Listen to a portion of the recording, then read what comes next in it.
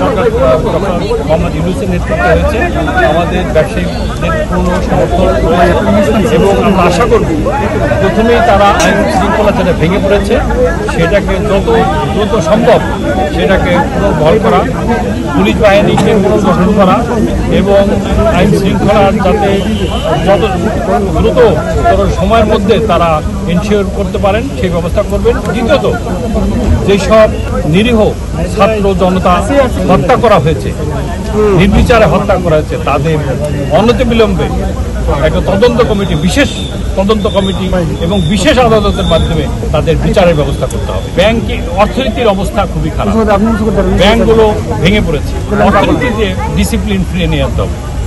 চতুর্থ, যে inflation high, আমি মনে করি ইনফ্লেশন কন্ট্রোল করার জন্য যথাযথ ব্যবস্থা গ্রহণ করবেন এবং পাশাপাশি আমি মনে করি কি এই অন্তর্বর্তী সরকারের সবচেয়ে আরেকটা মুখ্য কাজ হবে প্রধানমন্ত্রীর যে অসীম ক্ষমতা, এই ক্ষমতার বিকেন্দ্রীকরণ করা দরকার। এই জিনিসটা তাদেরকে করার জন্য যতটুকু সময় দেওয়া দরকার তা আমি মনে করি সবাই, ছাত্র জনতা, রাজনীতিবিদ সবাই সময় দেওয়া উচিত। এটা পার্লামেন্টের একটা নিয়ম আছে, পার্লামেন্ট যদিও বিলুপ্ত হয়েছে, যদি মহামান্য রাষ্ট্রপতি মনে করেন তাহলে এই পার্লামেন্টে জরুরি ভিত্তিতে কোনো অধিবেশনে উনি বসে এই পার্লামেন্ট এমন অ্যামেন্ডমেন্ট করা আছে যাতে উনি ইমার্জেন্সি হলে উনি মনে করেন উনি ডাকতে পারেন।